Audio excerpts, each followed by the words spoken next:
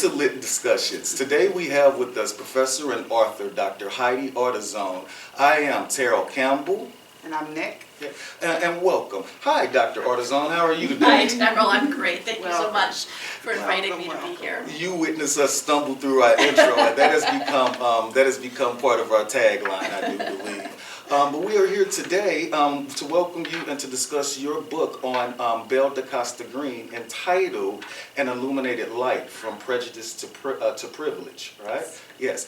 So before we get knee deep into the book, why don't you tell us a little bit about yourself and a little bit about how you stumbled upon the subject matter for this biography here. Sure. Yeah, I actually love telling this story because it's a very unusual how I found this subject story. And possibly not a very helpful one for other writers. So I took a very unusual path for an academic writer. I in the context of trying to figure out what I wanted to do for my dissertation, I came across the seeds of what became my first book on the Rhinelander trial, which was not my dissertation. So my first book was co-authored with Earl Lewis. Yep, it's over there. We have it over here. And it tracked the, mostly through the news media. There she is. Trial. And you'll notice that the two books look somewhat similar. It's the same publisher, same editor, Okay.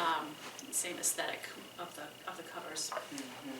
So the woman in Love on Trial was also a woman of mixed ancestry, and for her, the significance of her racial identification became a very public issue because she married the son of the Rhinelander family, which was a founding family of New York, Huguenots, blue blood, still owned. They're actually mentioned in An Illuminated Life. Okay.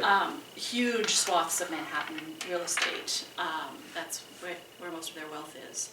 And so by marrying the son of this family, that itself was news, and then her family was investigated, and eventually her husband sued her for annulment, claiming he had no idea that she had any black ancestry. Oh, wow. And as I was finishing that book, we had been really hoping to, both Earl and I had been really hoping to answer the question of what Alice Jones Rhinelander thought about herself. Did she consider herself black? Did she consider herself white? Would she have used the term colored, Negro, or was there some other more complicated way that she thought about herself? Okay. We have been completely unable to get any insight into that, other than what she said for the purpose of the trial, which of course, that's a very specific context. So I had turned in that manuscript to my editor at Norton, to our editor at Norton, and I was relaxing after doing some grading. It was December, and she called me up and said, "Heidi, I just met this guy who's got an MA in Renaissance studies and went to Itati, and he was talking about this book that he's trying to get somebody to write. He's a literary agent now, and it's about a woman of mixed ancestry who lived in New York in the early 20th century." And I said, "I think I just wrote that book. I don't think I need to write another book about." And she said, "Well, she was very famous for her connection with J.P. Morgan in the art world." I said, "That's fascinating. I know nothing about J.P. Morgan in the art world." And she had a lover/friend/colleague in Italy, and all her papers are there. You'd have to go to Italy. And I said, "Okay, I've got a month before classes start again. Let me do some reading. I'll get back to you." So that's how I met Belle de Costa Greene. So you stumbled upon the subject matter of Illuminated Life as a result of the work you've done on your first work, right? I mean, how serendipitous. A friend of yours, was this a friend of yours? She was my editor. Your editor, her friend. Who became the editor of this book. Wow, Yeah. Wow, okay. Well, I thought there was a literary editor, no, a young man, an agent who was working on their MA. Wow. I mean, sometimes paths just cross for purposeful reasons, right? That's true. Right? So, Nicole, Nick, do you want to start off with particular questions, or were there some few softballs, as you call them, and background questions like that you wanted to Sure. Sure. Heidi, you are a professor here at all of our alma mater, St. Louis University, and you teach in the American Studies Department. That's You're the correct. chair Yes. of the American Studies Department. Okay, cool. What is American Studies? I was thinking, it's a huge, Excellent like, question. how do you, especially here at school, I was so surprised. I don't know, I had always been, as an English major here, a bit peeved that there were not more American classes needed in the core for the degree. Right. I was so annoyed at that. I even gave a doctor, I forgot his name, Sade, a big thing like, hey, you all have got to put, all of this British literature is not the move. And so, when I graduated from grad school, and for some reason I stumbled upon, TK. Oh, TK Smith? Yes, so TK is a friend of mine. mine. And one of our alum as well. Yes, and and so he told me about the program. So tell me, and I said, well, what do you study? You would think you would have a more pointed So focused. let me start off with American Studies. American Studies is an interdisciplinary discipline. It arose in the 1930s, kind of the same era that sociology and cultural anthropology were developing. So it's a 20th century discipline. Its initial purpose was pretty much exactly what you said, Nick, to highlight American literature and American history in a context in which European subjects were not only dominant, but sometimes exclusively the domain of English and history. Since then, it has developed sort of its own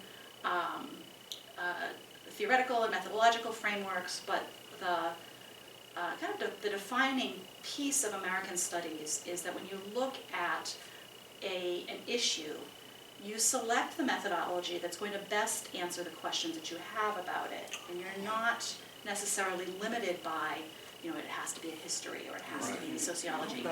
And so what it means in my research is something different every time. Oh, right. What it means in the classroom is that if I'm doing a historical unit, that we're also thinking about what narratives do we have about that historical event today, right? And how do our contemporary narratives conflict with or connect to the actual history that we're studying here, and what does it mean?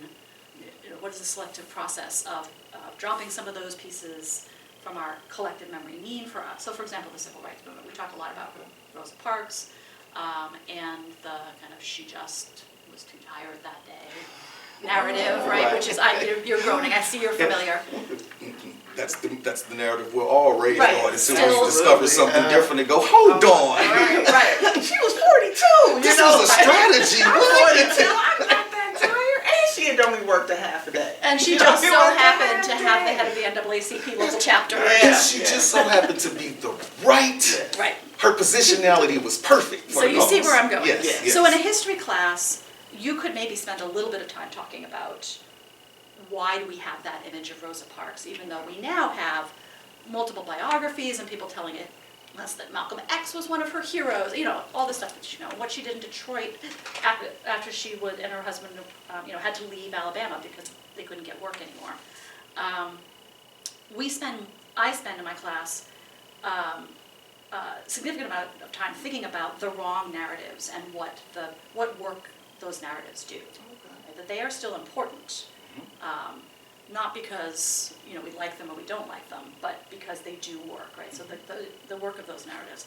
Another thing that I do a lot in class, which is reflected in the first book, is pay a lot of attention to the role of popular culture in promoting and disseminating excuse me, ideas about people and groups and citizenship and identities that are tremendously powerful. So that's, in a nutshell, what American Studies is.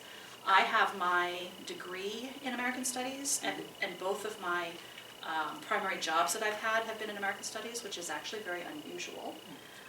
So, like most American Studies scholars, I also have some disciplinary connections and affinities and affiliations. My undergraduate degree was in Western religions. It was a put-together degree that I designed myself with a concentration on women and gender Oh, studies. you were successful in that play. Many of us have attempted that and have failed horribly to design our own degrees. Well, I don't know if the degree itself was successful, but I am successful. Perhaps despite it, I'm not sure. Okay, right on, right on. And I was 3 credits shy of an Africana Studies minor as Okay. well. And so even from a very early stage, I was kind of thinking about the ways in which different disciplines and different interdisciplinary traditions talk to each other, talk across each other. And so American Studies for me, going to graduate school, excuse me, was a way of focusing myself. It was much more focused than that undergraduate degree had been. So I didn't see it as kind of blowing everything open. I saw it as connecting myself to a particular discipline. But you know, I have footprints and things on my CV in the history profession, in African American studies profession, and women and gender studies profession. So and I think that again, my actual research and my writing, each one connects not all but some of those things in a different way, depending on what the topic is. And you were at Notre Dame for part of the time? I was at Notre Dame when I wrote this book. Well, I mean, even more connections. I mean, the fact that I believe Notre Dame might still be the #1 collegiate university spot for the study of medieval studies in the United States, and we here at SLU are slowly but surely nipping on their tails. So when you say that you had no real affinity and background in medieval studies and things of this sort, the milieu that you were in did, and the milieu you continue to be in does. Yeah. So perhaps, through some osmosis that we aren't aware of, it has just been perfectly, kind of pitched and set up for you to have this connection to Belle de Costa and what it is that she studies. It seems as though you had the requisite skill set and background to put her life together, even though this wasn't your primary field of research.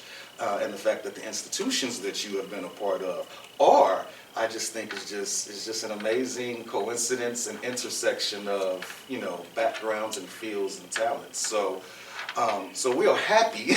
We are happy that you spent time in your younger years developing your interest and trying to figure out what academic pursuits may lead to you pursuing those and affording you the space to do it, because otherwise we would not have a biography of this sort, right? Right. So thank you, thank you. One of the things I wanted to ask you is, from your personal point of view and from your professional point of view, what do you consider biography to be? What is biography? So, I actually struggled a lot with whether or not the book that I was going to write was going to be a biography. Okay. I was very,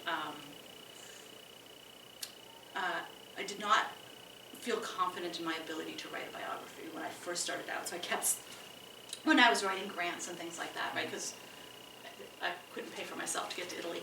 I kept talking about it as a social biography, as sort of a hybrid between a social history and a biography. In part because a lot of the questions that I brought to Belle Greene came from the questions that I couldn't answer about Alice Rhinelander. Okay. And the thing, so I'm not going to lie, being in Italy itself was absolutely a draw. But the other part of the draw of that is there was this box of 340 some odd letters that she had written over the course of her lifetime to this man who she adored. And I thought, aha, surely somewhere in there I would get some of her personal insight into who am I and what am I doing as this woman, who grew up in a neighborhood of middle-class African Americans in Washington, D.C., living without overt or positive connection to that identity as an adult. And I was also very insecure about, well, not just insecure, I was quite clear, this wasn't insecurity. I knew what I didn't know. I knew that I could not, assess her importance in the art world, say anything new about her importance in the world of rare books, or I know you're very interested in the medieval studies aspect of it, but there are a lot of groups of scholars and professionals who kind of claim her. Right. Mm-hmm. So the art museum folks and the private library collection folks and the bibliophile And folks. just a pure Africana or African American studies. Well, folks. that's where I felt comfortable, right? Okay. That's where I had been trained and where I was coming Okay. from. So that's the part that I felt, that and the kind of unpacking her life in the context of early 20th century New York and what was happening at the time socially and what did it mean when she showed up in Greenwich Village, you know, what did it mean when she went to this and that art show. But I also did not ever expect to get enough information about Belle de Costa Greene to fill a book this size. Gotcha. In fact, no one was more surprised than I was when I finally put all the chapters together and realized how long it was. I really did not expect that. I thought that there just wasn't going to be enough information out there to even do anything like a full-length biography. Right?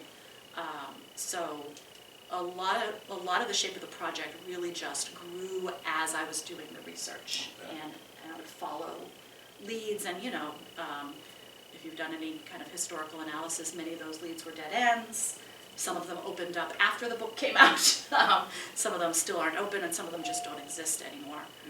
She did burn all of her own papers, and had asked Bernard Berenson, the man in Italy, to burn his copies of her letters, and he refused to because he was a holder on of, you know.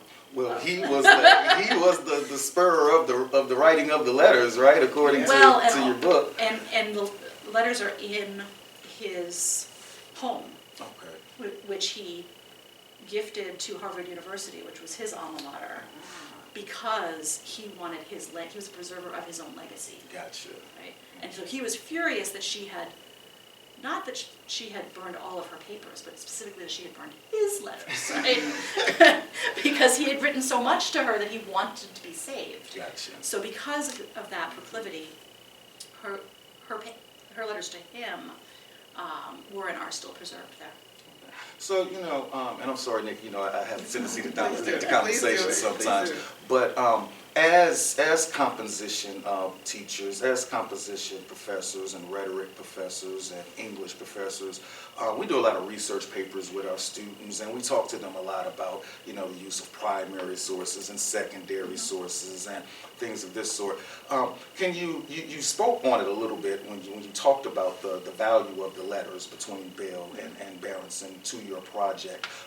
Can you talk about the other types of sources that you used, right? I mean, these are, I mean, I would love to have Malcolm's love letters to Betty, right? I wish I could get my hands on those, right? So I can imagine the value that was gleaned from those. But can you give us some indication of the other type of sources that went into the composition? So the other primary sources were mostly professional. Okay. So, you know, she was a professional woman. The communication at the time was, you know, 99% in writing. Okay.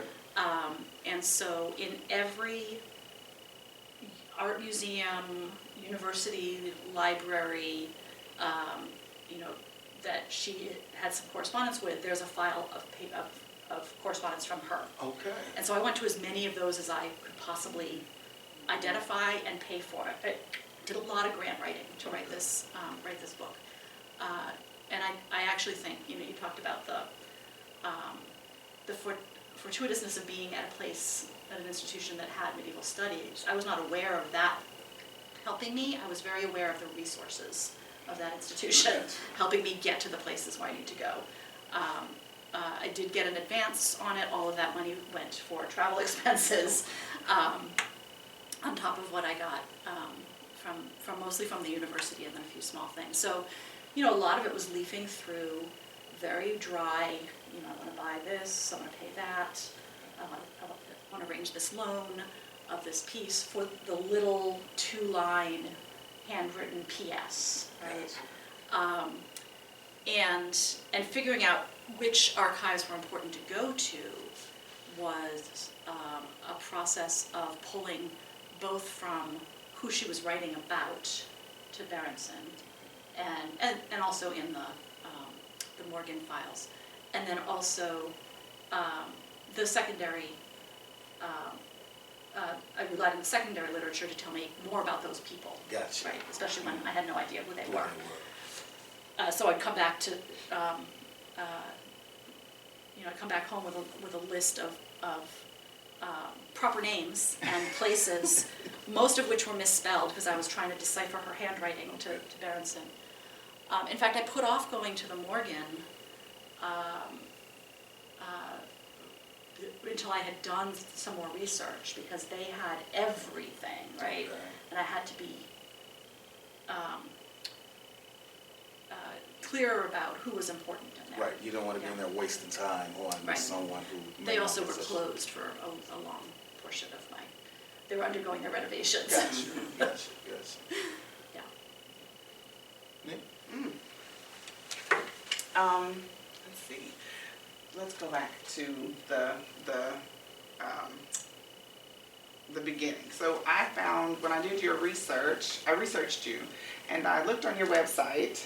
Oh Lord, that's so outdated. I apologize. Well, we're I got to thorough your here at website. Legislation. Yes. I just wanted to see, what people have to say, I saw on your bio that you found your calling at the University of Michigan. Mm-hmm.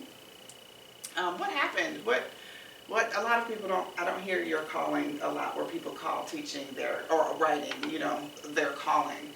What happened around that? So I arrived at the University of Michigan with a very poorly written,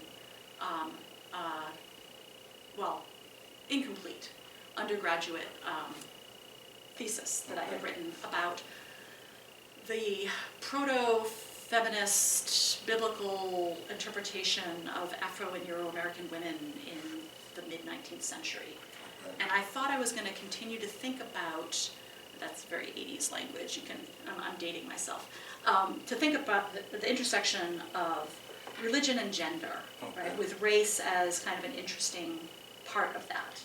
And when I got to the University of Michigan, there were very few scholars in the department who were studying religion. And they had they hired in my first year a cohort of scholars in African American history, most of whom I ended up working with. So Robin Kelly, Earl Lewis, and Elsa Barkley Brown.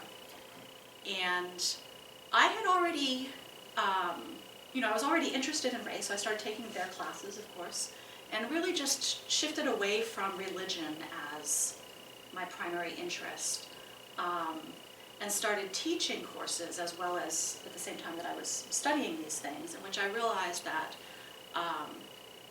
if I did nothing else with my life, continue to teach classrooms of, mostly white 18 and 19-year-olds to understand race, to understand the legacy of racism and the legacy of race and its continuing impact on us, that would be a pretty good life. And so that actually was my calling, and it was also under the guise of just teaching generally. And that is really what got me through the research part of it, because I did not love the dissertation writing process. No. No. In fact, there was quite some time where I just told myself that you just have to write this dissertation and then you never have to write again. You can get a job at a 4-4 teaching college where they don't care about your scholarship and you just teach, which is not what I did, but it got me through. It helped. So the first calling was really about teaching as that conduit, rather than writing as that conduit. And it was with the Love on Trial book that I made the connection, because with that book, when I was writing it, and we would take turns writing and swapping chapters, so it wasn't just me. Earl was a tremendous influence on how I thought about writing an audience as well, but I always pictured undergraduate students as my audience for that book. And I wanted it to be legible, readable to non-academics as well. And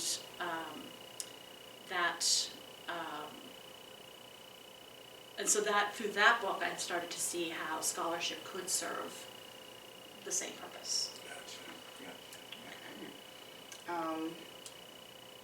In that same bio, I read that you say you were a lapsed musician. I was wondering where you got that. Yes, in that same bio. Yes. It says that you were a lapsed I musician. am. What did you play? So my parents are both musicians. Oh, what? Yes. Go back to them first then. They run a music school now. So when I was growing up, they met at Oberlin Conservatory. Of course. They are from very different backgrounds. I say something about that in the dedication to the Love on Trial book, which got me in trouble with my grandmother. May she rest in peace. I loved her. So my father is from a kind of a lower middle class Italian-American family. And he was the weird kid who wanted to play jazz. Growing up in Newark and then West Orange in the 50s. And so he went to Oberlin as a kind of a compromise between what he really wanted to do and a respectable version of music as a profession, and subsequently dropped out. My mother was the daughter of classical musicians, classically trained pianist. She went to Oberlin, played her piano, graduated, and they got married. And but all of my life, he was playing with a jazz group. Like Thursday night, they'd come over to our house and they would practice, and she was, playing off and on, mostly doing small performances with friends of hers, small group performances. But they run a music school now. So I, in the past, played recorder, piano, guitar, cello, a few attempts at trombone that did not go well. I'm probably forgetting something. And I did musical theater, and I danced. I was really a much more well-rounded person in my teens than I could possibly be even in my 20s. I kind of got narrower and narrower as I aged. So I still have the cello in the closet. That's what you love. Do you stuck with that one? Well, no, I think the one that's easiest to keep up is the guitar. So the guitar is up on my wall, and I can pull it down. I can still play some chords and sing some songs. The cello is much more complicated, whole different key. I have to read a different, it's in bass, treble. See, I can't even remember. Yes, I am a lapsed musician. Wow, that's. And I do like to joke that I'm the black sheep of my family, because I'm the only one who's not in some way connected to the arts through what they do. Do you ever think this is the arts? No. We'll fight about that.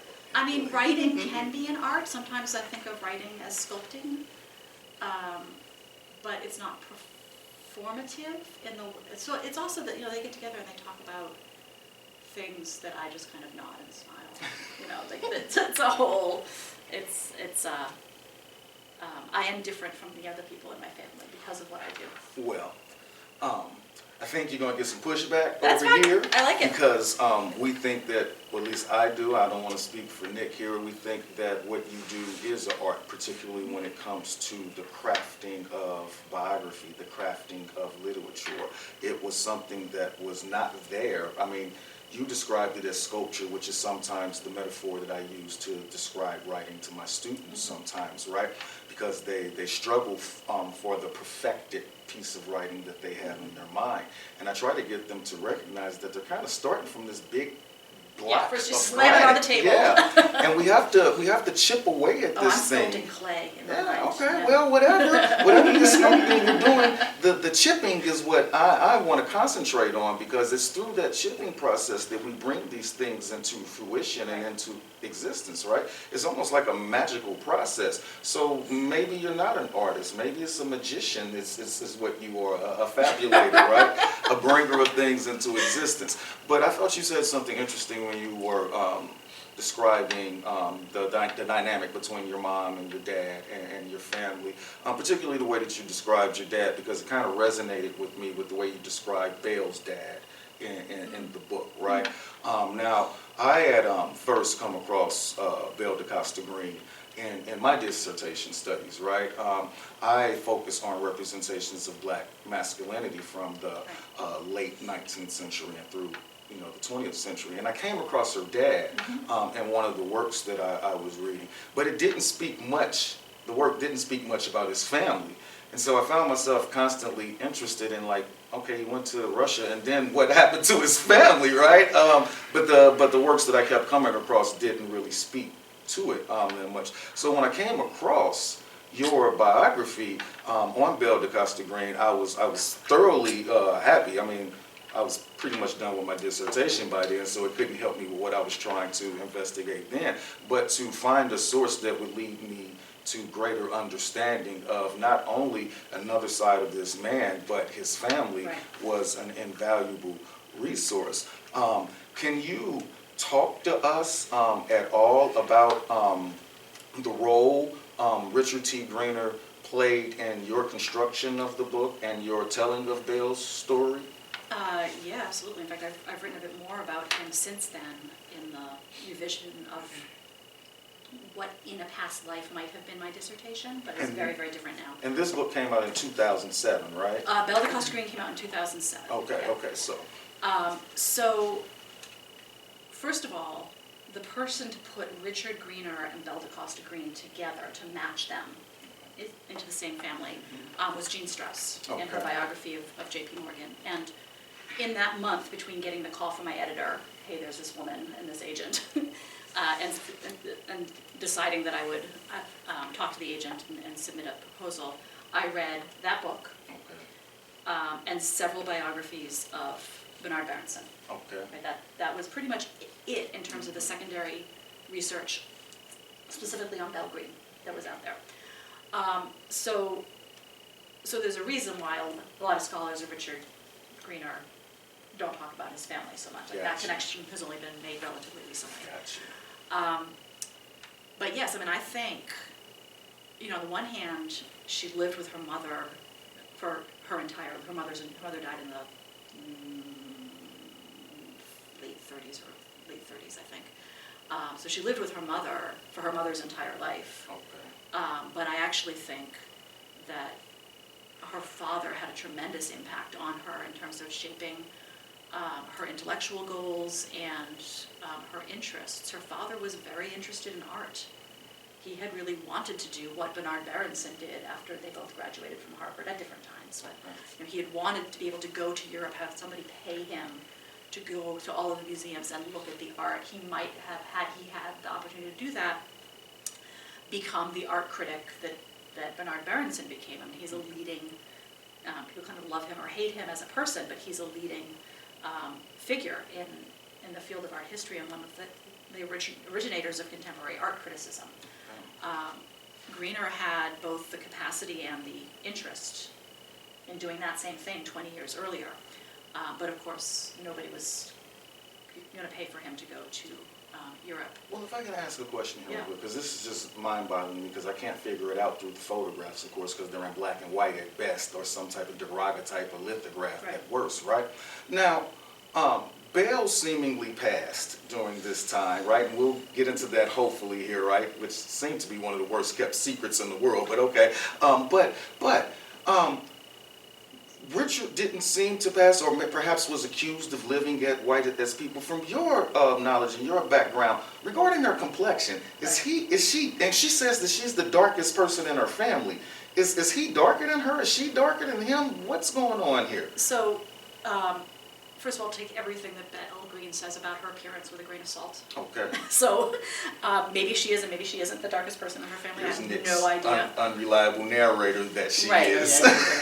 I have no pictures of any of the other family members except one of the sisters much later in her life. Okay. Right, which is, you know,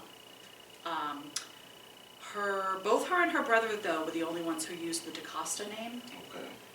So that probably indicated at least their belief that they weren't going to be able to pass for Anglo. Gotcha. And this is something that I do talk about and something that I think gets overlooked when we think about racial categories and racial identity. It's very different to be of an ambiguous racial identity living in New York City.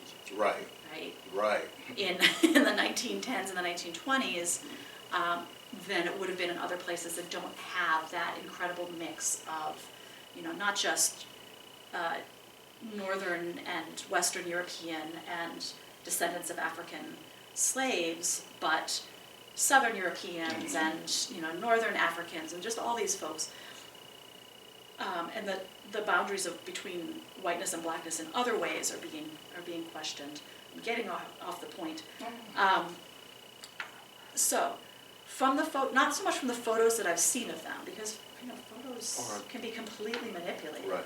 But from the way just other people describe them and the way that they have experiences themselves. Like Richard Greene returned to South Carolina after he came back from Russia Okay.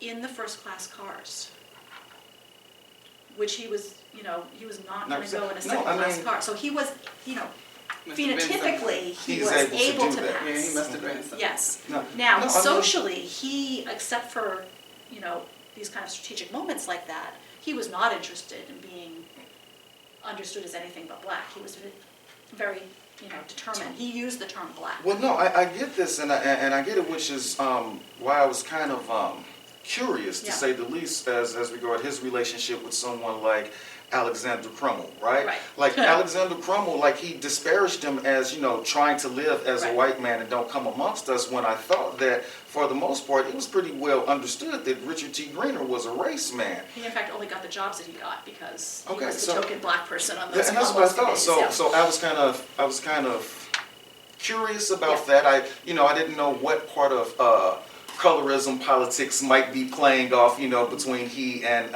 Crummell, because Crummell was a rather dark man, and he might have taken some exception to Yeah. Richard being able to move in circles that he couldn't. But I was just curious, particularly because Belle claimed that she was the darkest person in her family, and then Nick always reminds me that we have to understand Belle as an unreliable narrator when it comes to any aspect of her life. But I was just curious, particularly when you compared him to Berenson, and I was wondering, because for the most part, at least from what I can glean from your book, it wasn't like Belle was running around saying, "Hey, I'm white. Hey, I'm white." No, it seems as never. though she took advantage of how people received her in certain circles. And the assumptions that they made. And the assumptions Yeah. that they made. And I wondered if Richard did not have this at his disposal, or if he was just too adamant about making sure that he projected himself as a race man, that he was precluded from doing this sometimes. I think, I mentioned to you, I haven't read the new biography of him that came out a year or so ago, but I did read a dissertation that had come out prior to that about him, written by Michael Mounter at the University of South Carolina, which has since mounted, so to speak, a statue and kind of memorials to him. Finding of his degrees on the south side of Bird, some things on, I Exactly. suppose. Well, I think, no, actually, I don't No? think so. No? No, South Carolina University has always been interested in claiming him. Okay. But, I'm sorry, where was I going with this? You were asking about, We were talking about whether or not he even considered passing to become the Right. art critic that he could have become. so when he graduated from Harvard, he understood himself to have been sent to Harvard as a token black person. He knew that. Okay. His education was paid for, a lot of attention was paid to him. He was the first known black student to graduate from Harvard College. And so he understood then that what he then owed was service to the black race. Right? He was a race man for sure. And everything he did, and it's a devastatingly frustrating career to try to read about, because he did so much and was successful at so little. Right. After he got back from Russia, the evidence seems to be that he lived in Chicago with his cousins, who lived in a white neighborhood, who were also light-skinned African Americans, whose own racial identity was both known and not known. One of his cousins was like the first black dentist in Chicago. But there's very little attention paid to him once he settles down in Chicago. And so he probably was being received and understood as white by most of the people. Just moving quietly Yeah. amongst living his life. As an older man. But during his career in the U.S., absolutely not. There's also some evidence. Oh, this is the other thing I was going to say. There's also a fair amount of evidence that he did have a second family when he was in the not the Soviet Union, when he was in Russia, with a Japanese woman, and some of the children of their children are now in the U.S.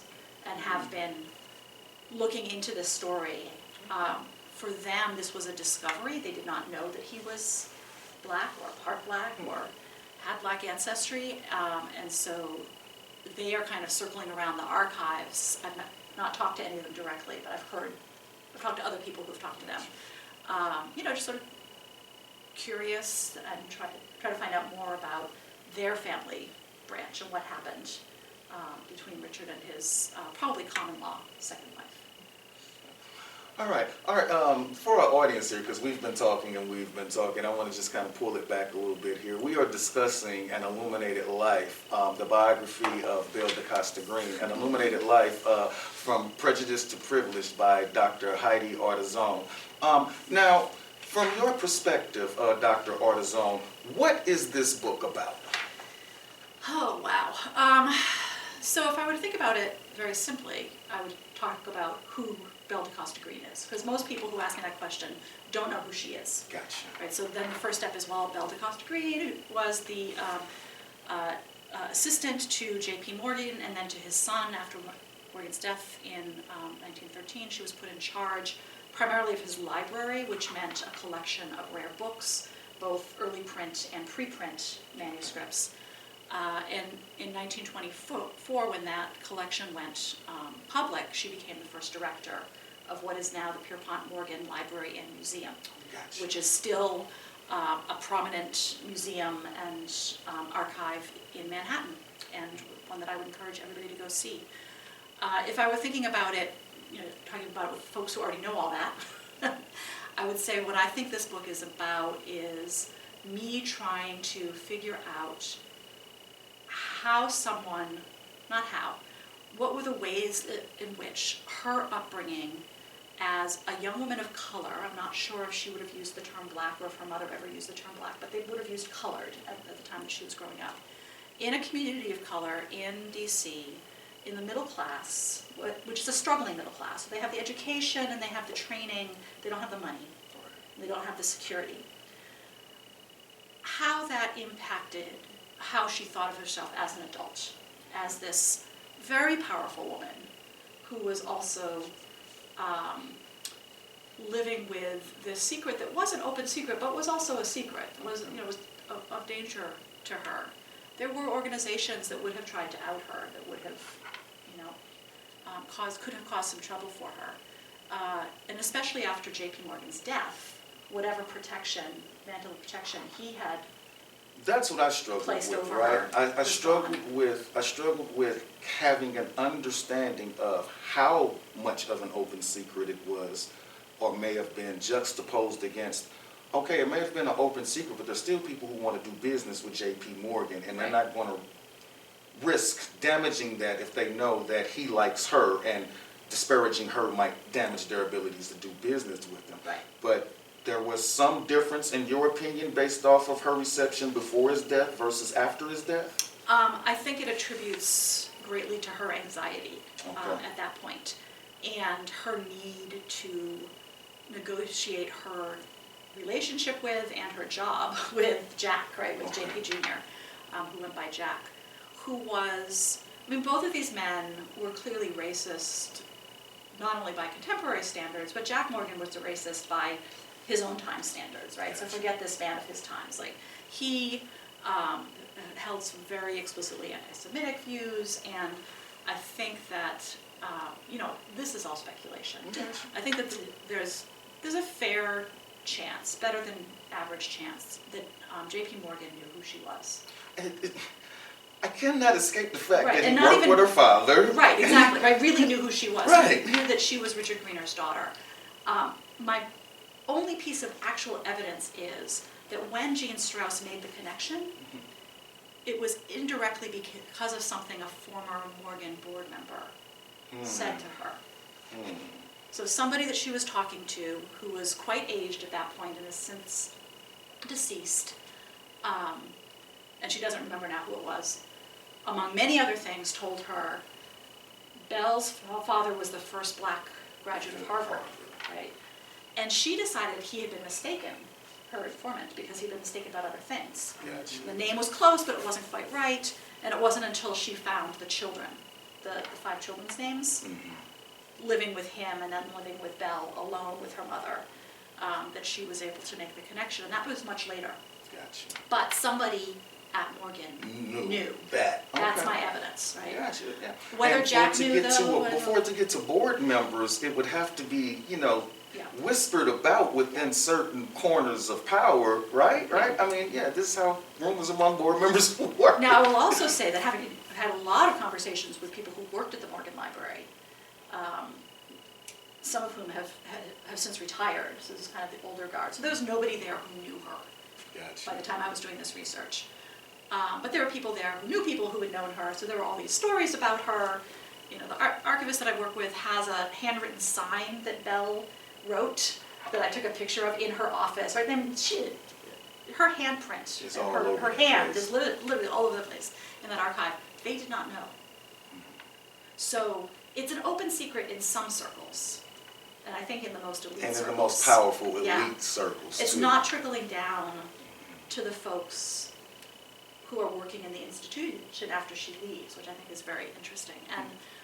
And then of course I've talked to numerous people who went into the Morgan Library once in the 40s, right? That kind of, like I did in the aughts, and saw her, or heard her across the room. Who had no idea. Yeah. So then, if the elite guys knew, and we know that it's possible that since the brother was racist, that Belle maybe would not have that job, or maybe she would because she was JP's Oh, Jack the son, librarian. Yeah.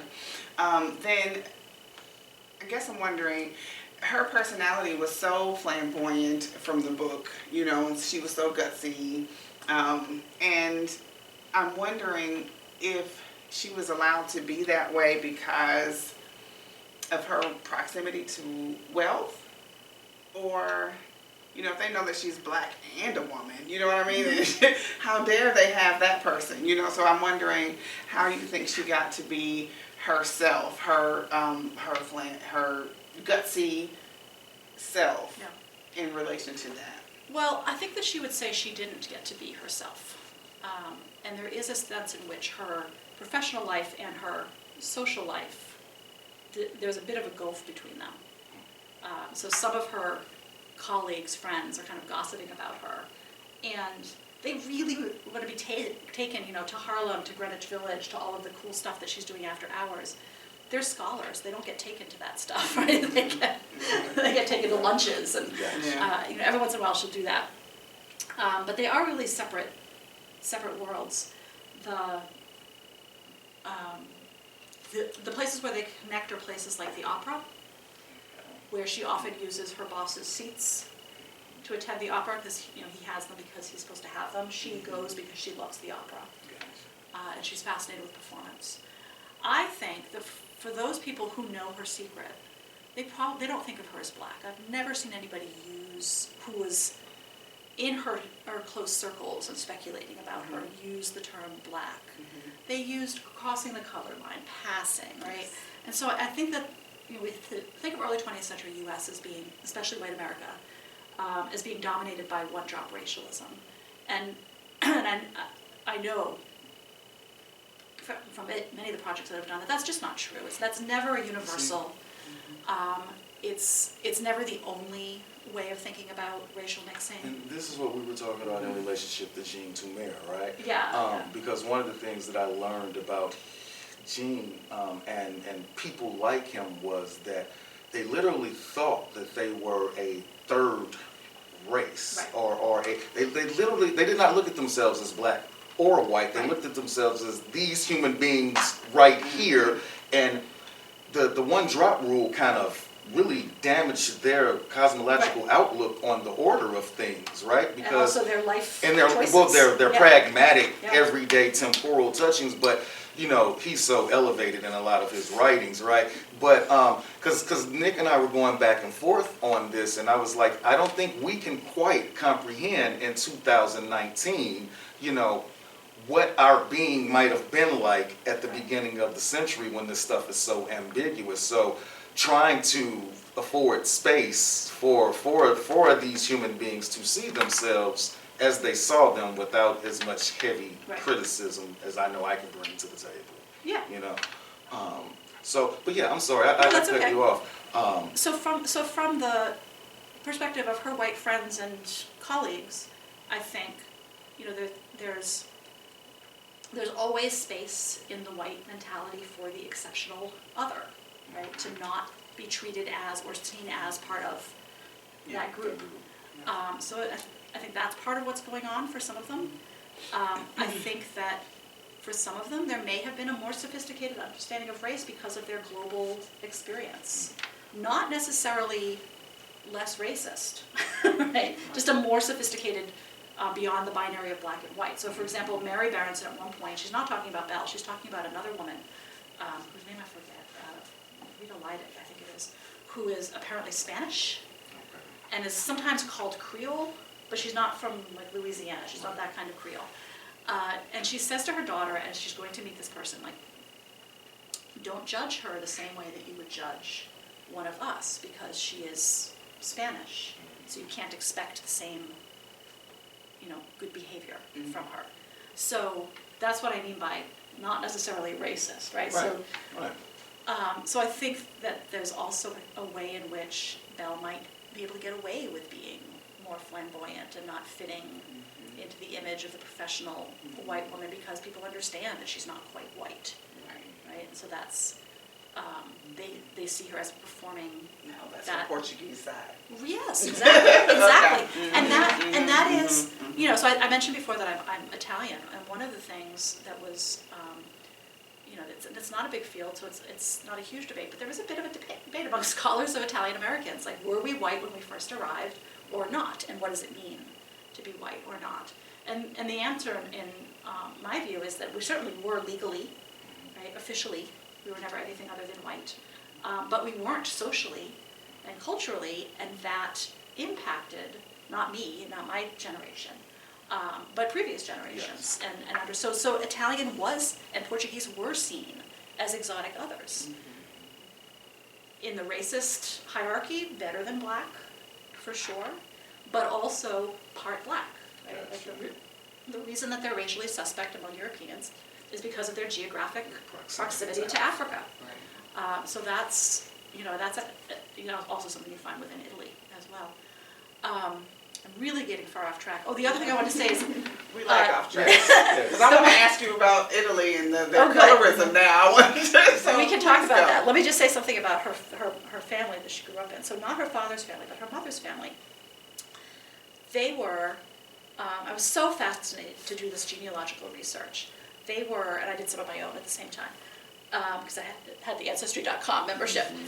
Her first ancestor was freed in 1790-something. Okay. Right. So that is very early. They, you know, free, proud people. At least 3 generations of free people of color before emancipation, whereas Greene just comes from 1 generation.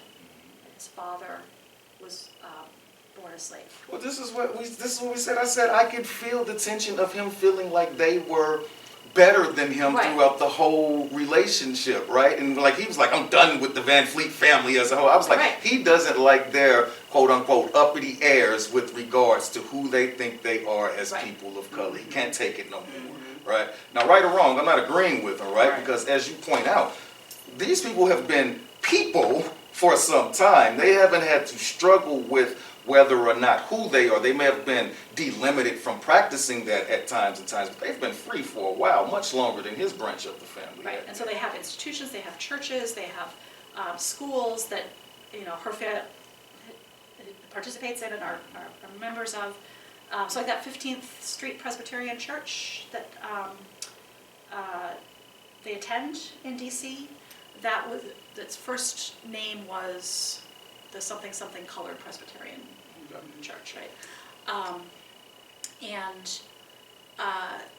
And that whole community is understood as one of the communities where they could have a third identity.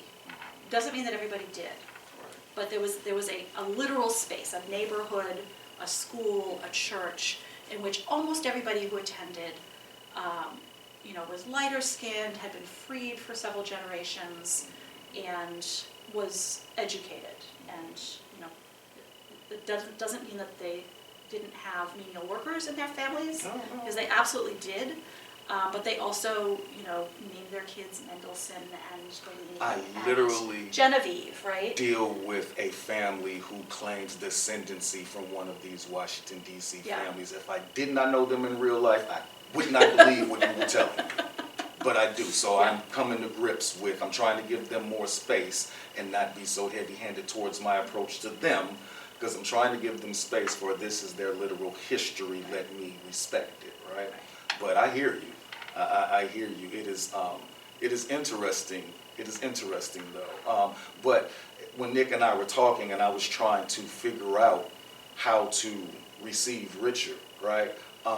And how to receive Richard juxtaposed against the family's changing name and so on and so forth. It was like, on a certain extent, it's like he left them, right? Like as much as I'm more pro his side when it comes to the hierarchies of race and the politics and everything, but he left them, and so I don't know how critical I can be for the remainders, particularly the women. He left them exploiting what they had at disposal in this American scheme of things at the turn of the century, right? right. So I apologize once again. No, it's...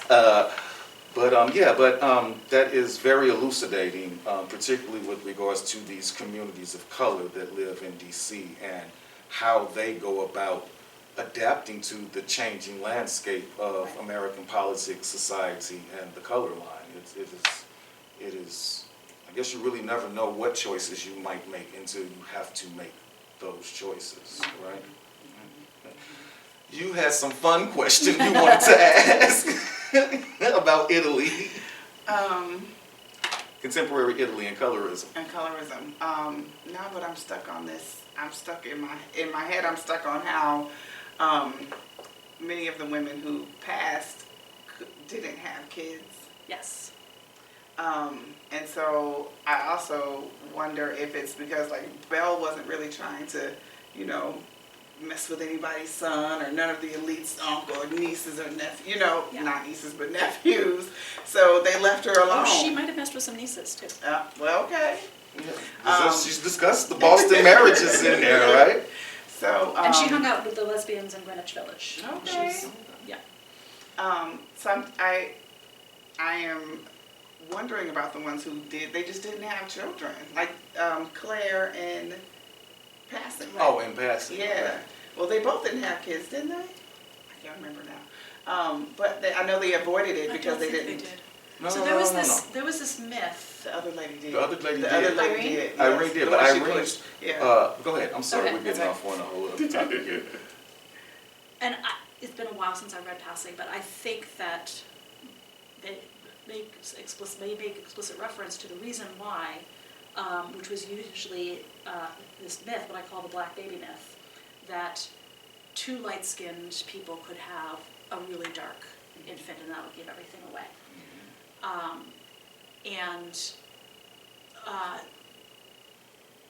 I think that the biology of that is certainly suspect, but the cultural power of that fear was very, very strong. Mm-hmm. And in fact, one of the people that I heard from after the book came out was an elderly member of the 15th Street Presbyterian Church who said he had got there when he was growing up and then he stopped because he was never comfortable there. And one of the things he does remember now, and he never really understood, was that so few of them had children.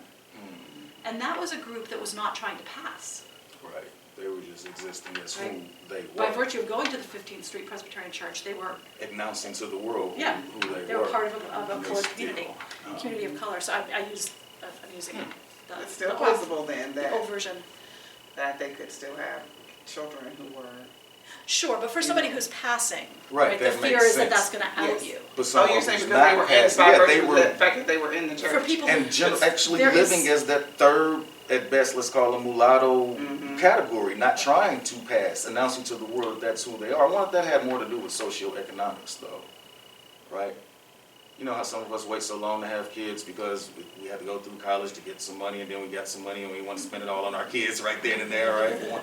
But I hear you. I hear you. I wonder if that's a fruitful area of research? Because I'm wondering, like, did they have abortions? Like, how did they, what? You can't tell me none of them were pregnant. You know what I mean? Like, I mean, I got in trouble with one of my archives for suggesting that Belle had an abortion, and I'm quite sure that she what did. else did they do? It sounds like she did Yeah, with I have Berenson, no doubt. I have no doubt. right? If they didn't have any, a lot of them were, like, what did you make? Oh, there was birth control available at that time. It was illegal, but it was available. Okay. There was the early 20th century version of diaphragms. They had condoms. Actually, this is just an episode of Boardwalk Empire that was focused on that last night that we were watching in season 3. So when Margaret is teaching the women about diaphragms and different ways to not get pregnant, right? So yeah, it just costs, right? Yeah. Because she had to have her doctor secretly get it for her That's right. and for her and her. Or if you're elite, you'd get it in Europe, where it's not illegal. Okay. You could also, it's very easy to get over-the-counter abortifacients for the first couple of months of pregnancy. They're called, what are they called? They have you sort of say, my period is late, I need it to come, right? That's, the language around it is bringing on your period. It's not even really understood as a, but anyway, so yes, that's absolutely within a middle-class capability if you're willing to use birth control. So I wonder, and this is, when I got into the heart of the book, this question subsided because you spent so much time talking about Richard and giving the background of the families and so on and so forth that I found myself thoroughly satisfied, right? But I was curious when I was making it through the introduction, right, that out of, if we were to pick 3 important men in her life, J.P., Berenson, and her father does not get mentioned by name at all in the intro. That's interesting. And you barely allude to him. And I was wondering, was that a conscious choice or? I don't think it was, because I don't think I realized that. Yeah. I don't think it was. So it was not a conscious choice. The best explanation I can come up with is that I had very little information about her relationship with him. It's almost all speculation. Even the one letter where I think she went to Chicago to see him in 1913 after he got back once to clear up something about wills or something, I don't know. I'm not 100% sure that she did go see him. So even that whole section where I talk about what that would have meant is very speculative. Now, from your perspective, and Nick looks like she's chomping, so let me No, get I was this. just- I was You just actually trying have to- questions I written was down. going And I keep looking this way because you're asking all the questions. Between Berenson and J.P., Yeah. who had the biggest hold on her? Oh, goodness. So, first of all, most of our evidence that she was in their control comes from her letters. Again, grain of salt, right? So she's complaining about the way in which Morgan controls her. She's complaining to Berenson and also giving him excuses for why she can't come to Italy again. So, gotcha. So, now, on the other hand, Morgan did have a history, as most employers did, of firing women when they got married. So he would have considered it to be within completely normal conversation to tell her that she wasn't allowed to get married, right? Because that would be losing her Right. job. But, so for the 4 or 5 years in which she is both in love with Berenson and Morgan is still alive, I think Morgan wins because she only goes to Italy once during that time period, right? And then not again because that's when she has the big affair. Morgan probably finds out and then doesn't let her go. And after that, I don't know that either of them really do, and not because Morgan has died so much that her relationship with Berenson has moved on. She kind of has this point where she keeps expecting him to come to her, and to come to her, and to come to her. She even sets up this, really down low situation where she and her mother live in the same apartment, but actually past the front door, there are two separate doors with locks on them, right? So she's got that door of respectability, but he never comes. And I think she always loves him, but I think she moves on from that fantasy that they are going to be together. That was the feeling that I got. I felt it was like almost a protective measure, so as to not be holding out for this anymore. Yeah. But I still had the feeling that if he showed up, that he might at least get a conversation. Oh, yeah. Oh, he always did. And the only time she ever, that I know of, blew him off was to go to Chicago that one time to see that man and to explain those things that needed to be explained, and somebody from her childhood, right? That's why I think it was her father. Who else would she have blown him off for, really? I'm going to have to go read. I'm going to have to go reread that section. No, but it is for, like, it's ironic to me because, of course, Lady Brett Ashley is not described as trying to pass as colored as any kind of way, and the sun also rises. But I just kept seeing this picture, whatever my picture of Lady Brett Ashley looks like, it's Belle Costa Greene, right? So, I mean, I know we've talked so much about race and looking at things through the prism of passing and so on and so forth. But just as a woman, in the early turn of the 20th century, she seems extraordinary for the things that she does and accomplishes. I want to make sure that we touch on that some, but let us touch in with my good co-host over here and see. No, I wanted to talk about that.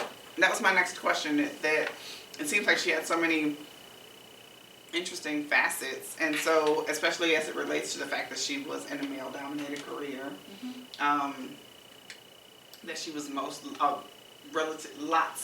she was relatively around a lot of wealthy men, and it just seems like she just lived exactly how she wanted to live, you know. I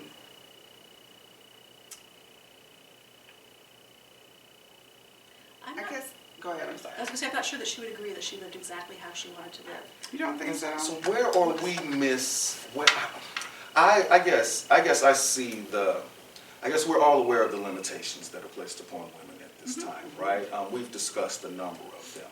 And it seems that her positionality, whether by luck or circumstance, just seemed her to live outside the bounds of a number of these. Oh, absolutely. Absolutely. But I fear that we are perhaps making a bit much of it, or perhaps not giving enough credit to these areas that you keep hinting at, where you say you're not quite sure Right. that. So when her father leaves, she becomes the support of her family.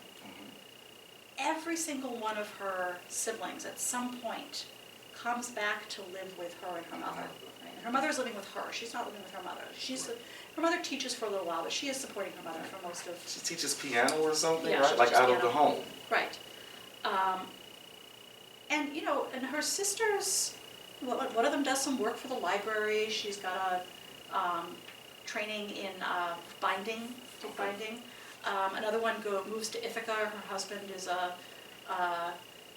voice therapist and helps set up a therapy department at Ithaca College. So her sisters are moving in. Her brother is an engineer of some sort, but all of them, sometimes with spouses, sometimes with a child. Right? In the case of her youngest sister, they all seem to rely on her, and certainly her mother is dependent on her. And so when she talks about what she would need to do in order to be able to do what she really wants to do, which is to go to Italy and just study. She needs them taken. That's what she needs, a certain amount of money for them all to be okay. And so, and there's never enough money for that. There's never a time in which she feels like she can leave her job, leave that income, and They'll be okay. They'll be okay. And so she dies with, and the tragedy is that most of them die before she does, including her nephew. So when she dies, her will has this very careful allotment of things to all of her, her mother, who's passed, all of her siblings, only 2 of whom I think are still living, and her nephew, who dies in World War II, quite tragically, probably suicide. And then this one niece who I've never been able to locate or track down. So she's always talking about it. And this part, I have to say, I believe, because there are many ways in which I have to rely on other people to tell me what certain experiences are like. I do sort of understand the experience of, you're making more money than you ever saw when you were growing up. That's my experience. But it's still nowhere near close enough for you to be able to retire, right? Like that, all of her conversation about that rings very true to me when she's complaining about that stuff. And she talks about selling all of the art that she's collected and been gifted and the jewels, and just throwing it all away. Now she, you could argue that she could have done that and she chose not to, so maybe it was just this, I'm going to go live on a farm kind of fantasy that we all have to soothe ourselves in the stress of the world. And the other thing that I thought about a lot was that, she already had the training, the social training, the behaviors to be able to be in elite white society. She got that. Before she even got the JP though, right? Right, oh yeah, right, yeah. I mean, she got that in Georgetown, right? She got that Mm-hmm. in the family and the community Right. because they were all about that. Right. They were all about, knowing the arts, knowing the aesthetics, understanding the fashion, knowing how to comport yourself. So that kind of training served her very, very well to be able to, in other words, there was discomfort around perhaps what her racial identity was and how people might perceive her that way, her youth, her gender, but the class training served her very well. It was very smooth, She I think. knew how to handle herself Yeah. in those circles. Interesting. Okay, I just wanted to make sure that we unpacked that because I didn't want to leave here. When I looked through her through my great training in women and gender studies that I learned here at St. Louis University, there are quite some things that we could celebrate about her in a proto-feminist, proto-kind of womanist type of fashion, I would think. But I wanted to make sure. Anti-suffrage, though. yes, though. No, she changed her mind. Talk about that, though. Right? I mean, though, how do we reconcile those two images of Belle? I mean, when you are as alone as she was, does it just make sense to pick some conservative, don't stick out, right? Okay. So it's hard enough that she is sometimes the only woman in the room, and that she has chosen not to hide her femininity. She's very petite. She's very fashionable. And then to then brand herself as a feminist on top of that. No, well, she says she's a masculinist, Yes, that's right? the question. She says she's a that's masculinist and she's an anti-suffragist for a while. Because it's silly for women to want to vote, because she thinks most of them shouldn't care about politics. Probably if she could make an exception for herself, she would, but... So you think that, But then she goes and meets with the feminists down in Greenwich Village, and she says, I'm ashamed of myself. I'm not going to come out as a pro-suffragist, but I'm not going to oppose them anymore. So we really believe that those were her real feelings before she made the transition, not just one's hiding her womanhood in this group of powerful men and trying to play along. Yeah, you really no, think that? I have no idea. Okay, well, we're just speculating Yeah. here with the professional. But she often would, very, very often would say things like, another group has asked me to give a talk about women in professions, and my advice to young women is to get married and have children. That should be your profession, right? She would sort of espouse these very... The things she didn't do. Yeah, right, exactly. Well, she would say, I'm a failure as a woman because I never married, and she would use that language. Yes. This is my plan B, right, so to speak. And she did often talk about regretting having not had children and thinking about, I have a story. Please, share. So the first part of this is in the book. So she does talk towards the end of her life. She's in her 40s, maybe even early 50s, but she's still pretending she's in her 40s. And she reports to somebody that she has talked to doctors about whether she's still fertile and able to have a child. And then a few years after that, she starts talking about artificial insemination of some sort. And this sent me to the secondary literature. So the first, they call a test tube baby, was born in 1950 in England. And so in the 1940s, and even in the 1930s, they were indeed doing some of the early research that led to that in artificial insemination in animals. And she was reading about that, and she knew about that. So here's the piece that didn't make it into the book, because I didn't know about it. After the book came out, a friend of her nephew's sent me a pile of letters and wrote to me saying, I was really shocked to hear that Robbie had killed himself, although not too surprised, because there had been a lot of things happening, and here's what it was, here's what I know, and sent me all these letters. So Robbie is her nephew, who she becomes a legal guardian of and raises, which means she pays for him to go to school. Right. And he goes off to World War II, where he's listed as a white man and is killed in what seems to be a self-inflicted gunshot. And that's all I know. There's nothing else to the report. According to these letters, he had been engaged off and on to a white woman. And after their first engagement, her father opposed it because he had heard rumors that the family would cross the color line. And she confronted Robbie, and Robbie confronted Belle, and Belle told him to send the girl to her. And in separate conversations, one to Robbie and one to this fiancé, told them both it was true. So apparently, the nephew had not known. But wait, there's more. So they break up. But they can't stay broken up because they love each other so much. So they get back together again, and then they hatch this plan where he is going to have himself sterilized so that there's no chance that he will impregnate her. Because their big fear is what? Having a black baby. There's no, which is so unlikely. But, so there's no chance that he will impregnate her, and then they will rely on artificial insemination to have children. And they sent you these letters. But then they break up again, and then he kills himself. Man, to be an author sometimes, right? But there's The nothing. The research, right?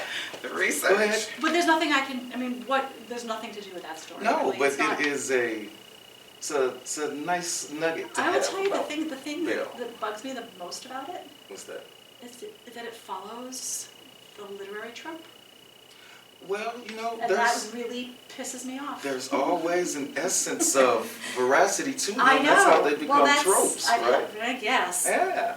I mean, what resonates with me is the secrecy within the family. Right. Now, this Right. is something that definitely is a trope within African American Right. families, Of course, right? of course. In all families, I would think, but it plays prominently in mine, like I'm quite sure it plays in some others. So, it just it brings a lot of truthiness to me. I had if already you will. questioned whether Robbie's mother knew, because she was the youngest child. And she was youngest by quite a bit. There are a few, infant deaths and stillbirths and miscarriages. So she is like at least 4 years, maybe 5 or 6 years younger than the next child when they're making that transition. She's the only one who's not a teenager.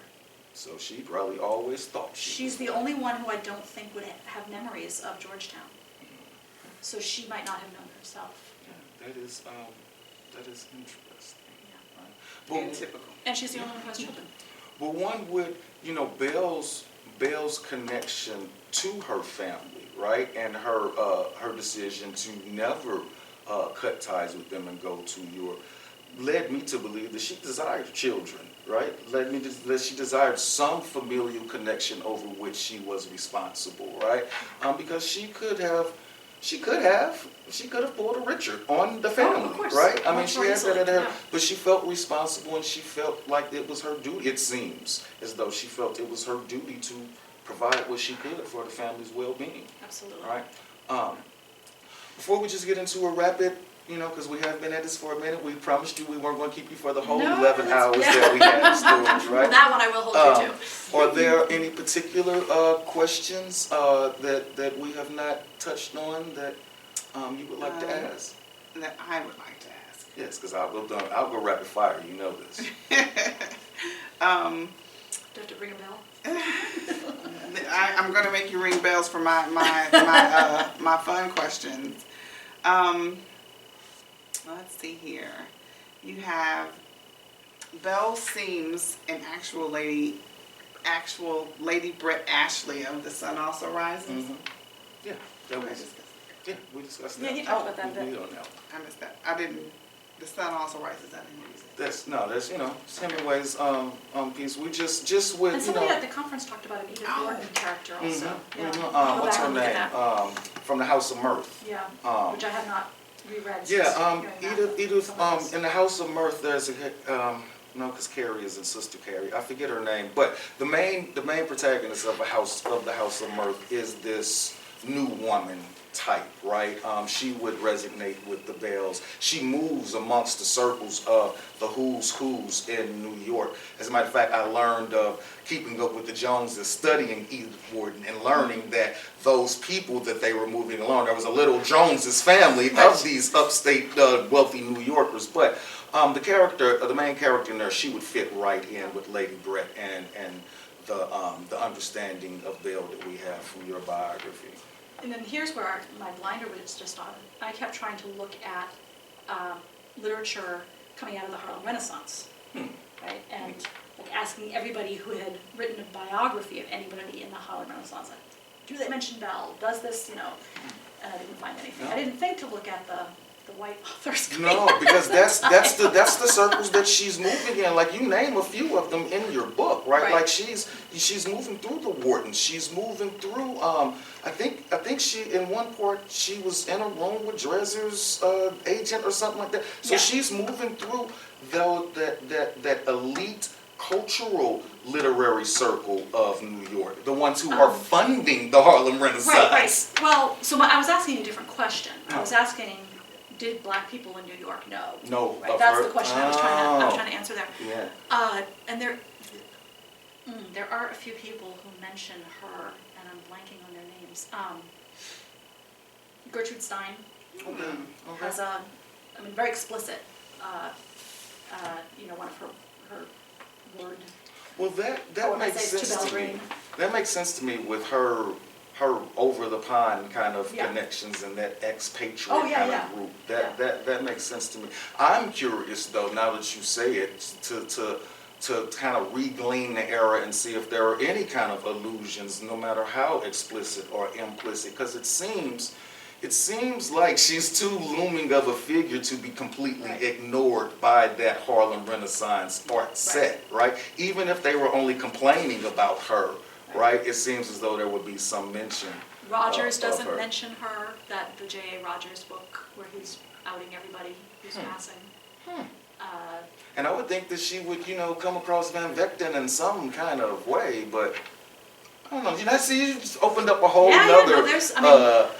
And I don't begin to pretend that I covered that. No, Yeah. but it's like I That was I a had project. never heard of her until I came across the Chaddock biography, and then I came across these medievalists who knew all about her, which is why the conference came with me. And then, of course, as we got into the conference, I learned of your book. So, I was tangentially connected with her through her father until you all start opening up newer and newer fertile ground. And it's just amazing to me that to be such a figure that there's, so I guess I'm tongue-in-cheek when I say that this secret of hers was the best kept one, because we're supposed to be scholars and we are still grasping at aspects of her, right? So yeah, it is just, I've just been kind of taken by her as I think I've been more taken by her as an idea than I have as a person, and I don't mean to that in a disparaging way. It is just this person, this possibility of this person existing has just been exciting me ever since I learned about her. So we are more than happy, and I will speak personally and collectively here, we are more than happy to have the author of the foremost biography on her in the field, right? I mean, let's not sugarcoat It's things also the here, worst right? biography of her in the field. Well, it's hard to be the first and the best all the time, right? People actually become the best because they go and they criticize those who were intrepid and courageous to break the ground in the first place, right? Not acknowledging perhaps some of these impediments that those of us who were first in doing things had to come up against, even to get the product out so that you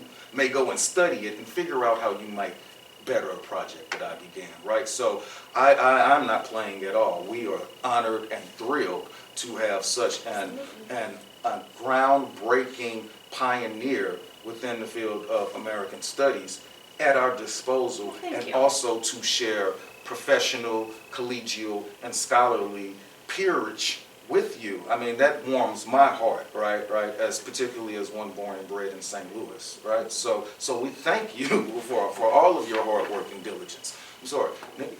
I'm just going to jump in right there because about your scholarship, your research is, I don't want to say primarily focused, but a lot of your research is focused around mixed race,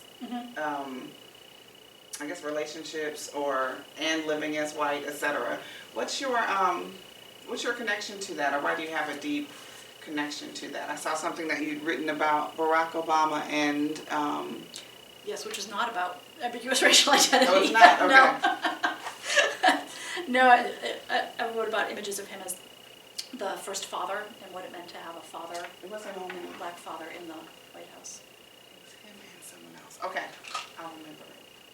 It was just him. What is it called?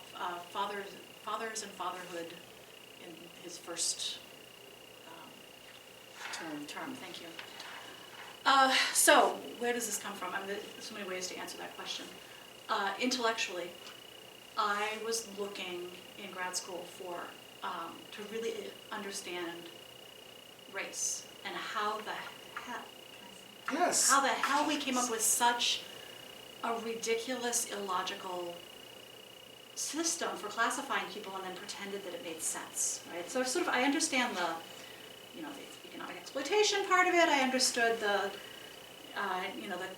cultural and social process of othering, but the actual insistence that race is a discrete category that we can trace throughout, So I also, in reading histories of race, was really infuriated that gender was in no way considered, or if it was in kind of very strange ways, like Joe Williamson's insistence that, lynching was because white men couldn't protect their mothers from their fathers' rapes, or, just this kind of psycho-historical stuff.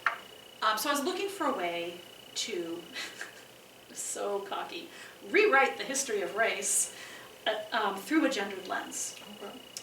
And I was wrong to think that this was the only way to do it. It was a way that I found. So I thought that the best way to do that was to focus on the nexus of interracial marriage and interracial identity, because it becomes obvious there, right? So marriage, sex, having children, gender is everywhere there. So my dissertation was about both the discussion both around interracial marriage and unions and people of mixed ancestry and immigrants and Native Americans. It was one of these sadly encyclopedic dissertations. As I started to write some of that, and especially as I was working on the Love on Trial book, which, as I said, I found when I was looking for that project, and I, again, also wrongly, I think, decided that the Love on Trial project was too sexy for a dissertation. I wasn't going to be taken seriously enough. I mean, it's the early 90s. I keep telling you, see, that's what happens when you pioneer stuff. Right, it's the early 90s. So I don't, there were people who had written amazing gender histories who could not get jobs. A time when jobs were out there for the brilliant folks. So that's what got me looking at it. Once I started, I was never under any kind of delusion that in any way of looking at the history of race through particularly through African American perspectives, that I was going to be writing about myself, right? Like I'm not Black, I don't have that experience. So that was another whole conversation, which we can talk about. But in the hours that we have left, as I was writing about the love on trial, there was something familiar about the cross-cultural, or the presumed cross-cultural negotiations, tensions within a family like Alice Rhinelander's, where they had come not just from different, and her sister's marriage, where they'd come not just from different categories of race, but also different experiences, right, different cultures. That part seemed familiar to me. So I'm not from an interracial family, but I am from a cross-cultural family and a cross-class family. And so reading a lot of the research about identity formation coming out of cross-racial marriages like that was useful to me in my 20s, as I was also thinking about my identity and thinking a lot about my class identity. And then finally, I think in the final stage, it is just something that I am just drawn to now for no logical reason. And even though I am now determined that I have just finished my final book on this topic, and I'm moving on to something else, which I have, it still seems to find me, right? Things just kind of drop into my lap. These examples where people are either making use of the fact that they have an ambiguous phenotype so that they'll be seen as white if they don't say, by the way, I'm Black, in the service of civil rights actions, or they're being excluded, and in some way their identity as mixed or ambiguous is significant to them. So that's. Well, it certainly seems to be taking on. I'm kind of, I don't know how I am receiving where we are with regards to quote unquote mixed raceness, right? It seems to be, it seems that being one who's been raised in this milieu of one-dropness, right? The move, and I feel like we're moving back towards a push towards recognition of mulatto, recognition of mixedness. And I say this because I feel the same type of way when Game of Thrones and the Vikings and all of these shows focused upon the medieval were beginning to take steam. It was also coinciding with this more overt rise in white supremacy that was taking place, right? And while I'm not aligning the rise and attention being played to mixed naturedness to that, I am a bit apprehensive and ambivalent about our magnification and placing upon what seems to be a pedestal of celebration, right, with regards to our mixed raceness. And what I'm getting to particularly is ABC's television shows, mixedness and Blackish, right. And what's the other one that they have that's kind of on the border of that? No, it's another one that's particularly color-ishness, right? They Blackish, mixedness. Is it mixedness? Mixed-ish. Because mixedness, I don't know how to juxtapose that against Blackish, right? Because the whole part of Blackish was supposed to be Black-like, right? Yeah. So what exactly is mixedness when it's a mix between Black and white characters to build a family in there, right? I guess what my question, I'm getting a little concerned about what mixedness does to Blackish, right? It seems to be pushing Blackish out of the realm. I don't know. But this is a feeling that I was feeling when the scene they was even had to rise. make it, I think. It's like the third race thing. And I don't mean to be critical on it in a negative fashion or a positive fashion. What I do mean to say is that it's beginning to set my spidey alarms off, like when we began to have all of these rises and these medieval-based themed shows that other people were hijacking for other reasons. And but that being said, I totally understand your perspective with regards to how these overlapping interests in your life and these overlapping interests in your scholarly life were opening up areas to you of research and endeavor that has kind of led you to the topical matters that you've you've landed on in Love I on have Trial. like 5 things I want to say in response to what Well, you please said. do. Go for it. She's So- like, first of all. So, well, no, not, so one of them, I mean, they're not all coming from the same place. One of them is, so why celebrate Belle de Costa Greene then? Well, when I say celebrate, I didn't mean to have a negative component to it. It's just that, man, there's been mixedness and blackness people in my family all of my life, right? And I guess during my time into this contemporary moment, we really haven't had space to celebrate them Right. as anything other than, right?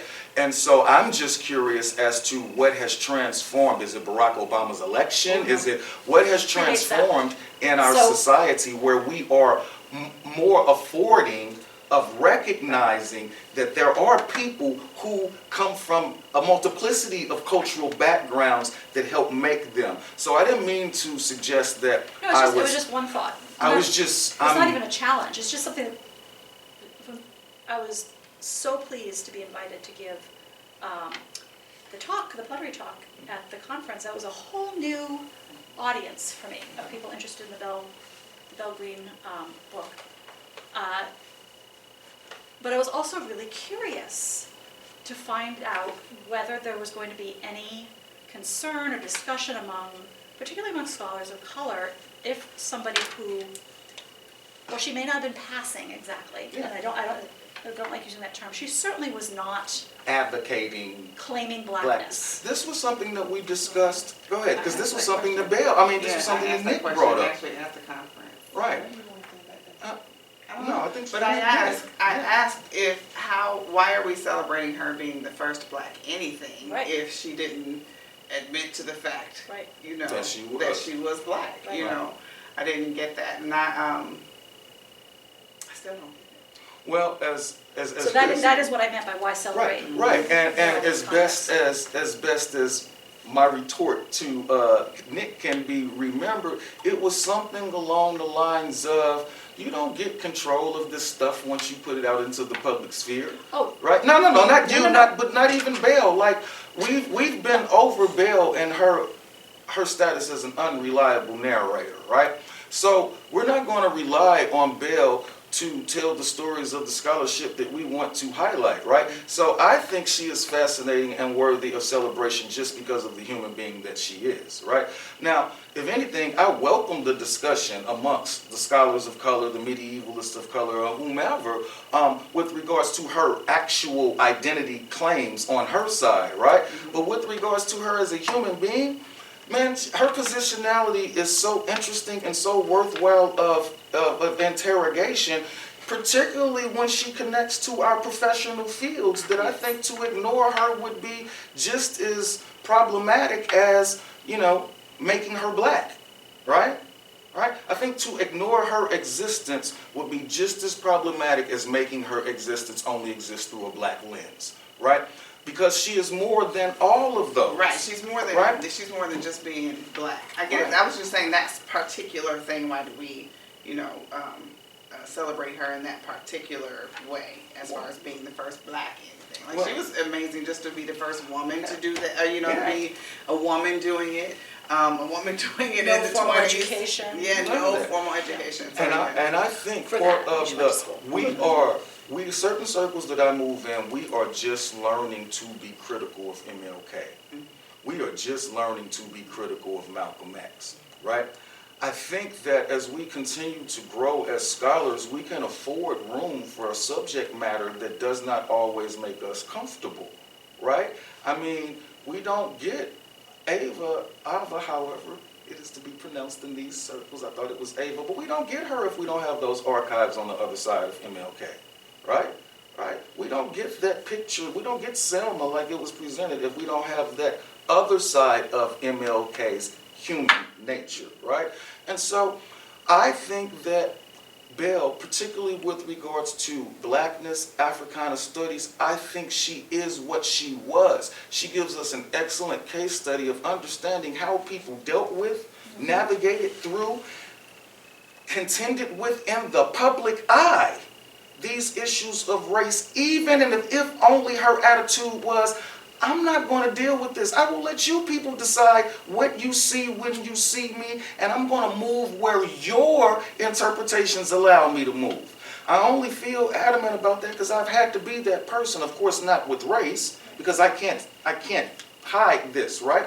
But, you know, one of the reasons why I fell in love with Deleuzian mechanics is because I started being what people saw. Now, it became detrimental at a point, right? But it became easy to be what people thought I was before them. And so I am fascinated by the degree to which Belle not only exploited this part of her personality, but her father, which is why I asked you that question about Richard, because it seemed that as much of a race man as he was, he's still aware of the ability to exploit the situation whenever it rears its head. I'm not discounting that. I'm saying, so when we are analyzing these men as race men or race women, you know, we have to, they're not always one thing, right? So however small that space is that we give Richard T. Greener for the space of crossing the color line, although we mostly understand him as an adamant race man, right? If we can afford him that small space and still understand him, it's just the inverse for Belle, right? It's going to be a very small space where she's ever probably, you know, consciously in the public eye claiming blackness or whatever, right? Am I making sense? Yeah. So, I'm sorry. No, it also brings, for me, it brings it back to the blackish, mixedish conversation, because when you're talking about recognizing that desire or necessity to let other people's perceptions impact how you behave, or to behave against how people would be perceiving you, I actually think that's what blackish was about. Okay. From the perspective of the father figure, right? That's the Okay. main figure. And it's not about color for him. It's about assimilation, it's about language, it's about, right, like him and his friend being the two black guys in the room and the way that they have to perform race. And, and then his anxiety is about how his children are not being black. Right? Are they black enough? There's lots of ways in which those lines get navigated. In terms of what's happening with the rise of attention to and the spotlight on mixed identities and mixed like that, is very explicitly a product of the 90s, and it was something that happened as I was moving through all of these various research projects. So when I started, this was like a weird, you know, outside of literary studies where everybody has read something about passing or you know, racial ambiguity, but in the field of history, which was where I predominantly saw myself pulling methodologically, very little had been done about this. Virtually nothing, in fact. And that's not the case now. So when I returned to that dissertation research, the pieces of it that I saved for this new book, I did like 20 years worth of scholarly reading in whole new fields. Like critical race studies is now a field. Did not exist. Not even mixed race studies, right? So critical mixed race studies now exists as a field. It has organizations, it has conferences, and many of us who were trained in the 80s and 90s don't really understand what they're doing that's different from, you know, from what we did. There's also a political movement that emerges in the 1990s, and these are the children of Loving v. Virginia. Right? This is the post-Loving generation, coming of age, starting to write stories like the sweetest berry, or the black, what is that, Shirley Hazley, The Sweet of the Juice, The Color of Water, The Secret Daughter, right? All of these memoirs written by people who either are of mixed ancestry and therefore ambiguous identity, who like discover their blackness, discover their whiteness, or have family members. And all of these memoirs start coming in the late 80s and the 90s. And then a political movement emerges in the 1990s to champion the addition of a category specifically for people of mixed ancestry on the census, which they don't get. Right? They get to choose one or more. And some of them are just appalled. Like, that's not what they wanted. They did not want multiracial, they wanted mixed race. They wanted a specific category and identity. And I think that you are of course certainly not the only person to be suspicious of this. There is scholarship linking that movement to the conservative Well, it's just partisan politics. The reason why my spidey senses go off is because our history, we've been through this categorization, right? To a certain extent, we've been through a way of categorizing like this, right? And not to fall in line with the racists who came up with the one-drop rule, but the one-drop rule was their response to the ambiguity, confusion, and problematics of the very schematic octoroon, sectoroon thing that we made up, right? It basically felt like to me that they were like, you know what? I'm tired of trying to guess how much, who is what. It's getting too complicated. Anybody who has it, you are it. That's what it felt like socially taking place. I'm not saying that anybody did it. So I guess I'm like, okay, so what has taken place within the public sphere, and perhaps it is the coming of age of these people whom you've referenced, and they've become scholars, and they've become writers, and they've become, but what has taken place in the public sphere since the time of my youth, right, until now, to where this is... I'm trying to place it.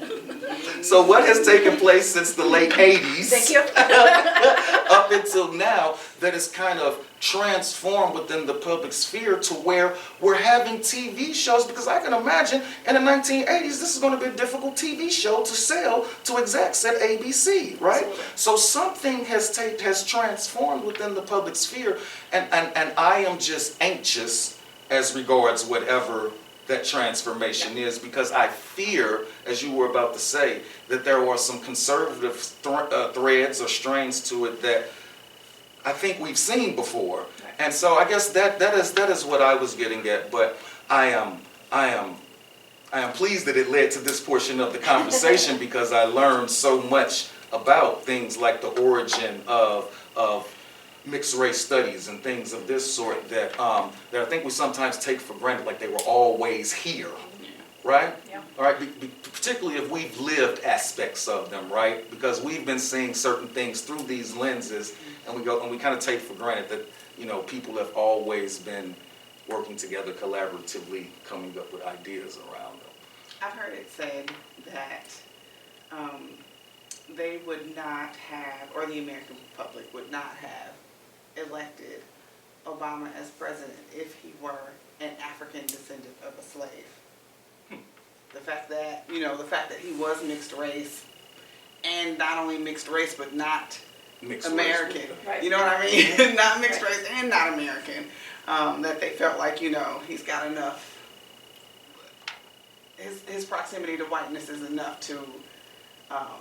Keep them, to make them electable. I will say this about it, right? I mean, with the fabric of who we are as an American people and our approaches to race, any multiplicity of positions could have landed you on Barack Obama, right? So I'm not discounting I'm just talking about the mixed race. No. I'm hearing you and agreeing with you 100%. It's just that I've heard so many reasons as to why he was, ideally positioned at an ideal time. That, I mean, from people all the way from someone who wants to see somebody articulate who's considered a black man speak, to someone who wants to see a mixed race person in so long as they're not from African American slave stock. There's been a myriad of reasons as to why that man was elected, which leads to me believe there's a myriad of reasons as to why any candidate is elected, right? Our guest looked as though she wanted to say something. We should probably let her speak. In that one article that I wrote about Obama as I have a sore on my lip. About Obama as a father, I did talk about this a little bit, and one of the things that happens is in the very, very early stages of his campaign in the black media, there is a debate that's kind of the opposite of what you were saying, which I think is kind of like why whites might be comfortable, have been comfortable electing him. That is, he's not black enough because of the mixed ancestry and because of the not African American origins of his blackness. That goes away, right? I think for the most part, black folks come on board and overwhelmingly vote for him. And one of the things I talk about in my analysis of the importance of his family, of his position as a father and also a husband, right? A lot of it is just about that he represents the good black father that he himself sets himself up against the stereotype of the bad, black, absent father, right? So he's doing everything right. But also that in his choice of Michelle to marry, he has married all of the things that he lacks and is absent in him. He married the south side of Chicago to make him brush that dirt off your shoulder, allow him to be able to talk to that. Yeah. And dark-skinned, beautiful. And then you know what else? What? They have girls. Yeah, and I just often wonder, and it's not a conversation that one would, I just often wonder how strategic he was in this plan. And when you see pictures from his younger years, one leads you to believe that he was very strategic. I mean, we're all strategic in our partners, you're not really right? in love? No, I'm just saying, it seemed like Because he didn't seem like he was that into black girls earlier in his life. Yeah. He does write about that, doesn't he? I mean, just from the pictures that he shows throughout there. I mean, now, I'm not one to say that you have to date one type of person, because I've been lucky to experience a number of different types of human beings on this planet. But his photographs of his dates in the past don't reflect that. Or shall I say, they reflect an occlusion of black females as until you get to Michelle or near Michelle. And I just often wonder, did he wake up one day and just really feel like, you know what? I'm not really that down. I should go get me somebody who is a little more connected to this. And it often makes me feel, about Jeremiah Wright and how seemingly on the surface it was easy for him to distance himself from, right? But these are not things that are valuable conversations, I think, because then we get into, not valuable in that I do not want to prioritize any particular conceptions of blackness that just it kind of eliminates the whole point of celebrating aspects of blackness, right? But I have always been curious as to just how strategic he was with that outlook on things, considering his background. But that's also why I didn't want to write about him as a mixed race figure. Like, there's a lot I could say about that. I have a whole, folder of bookmarked things. But at the time that I was asked to participate in that, I didn't think that was the most important thing to say about him. I didn't think that was in the top 5. And other people were saying it, and, so why? Why? okay. I mean, it was a part of it, but it wasn't. No. I totally. I've been so. I was so exhausted with discussions on black masculinity, although it is what I study. I was just so exhausted with them when it came to Barack Obama. And so I wrote the one about black masculinity and fatherhood. No, I'm just saying. You can write the one. Always open to the conversations, but as I'm quite sure you're aware of when discussing the book on Belle, sometimes there are kind of signals to let you know this conversation is only going in certain directions, right. and those sometimes become exhausting. But go ahead. I wanted to circle back. I think we skipped over it lightly. Your scholarship as far as African American, Africana, those things. How have people? I'm often curious about anti-racists and how they are perceived by their own people. You mean how white people perceive this? Yes. That's interesting. As far as you being, the mixed race, scholar and in African American studies that you are, I just wonder how it shuts some people up. It shuts some people up, and it shuts down some conversations. Possibly conversations that I wouldn't want to have anyway, but probably conversations that I should be having. It makes it hard for particularly people who are not academics to get past their assumptions about what I'm going to say and how I'm going to judge them. So it actually, outside of the academic context, makes it much harder to talk to other white people about race. Right? Because they already know what I'm going to say. And that can happen, including in some of my extended family. And I don't, so that's it's very interesting. A lot of people ask what kind of responses I get from black people about doing this.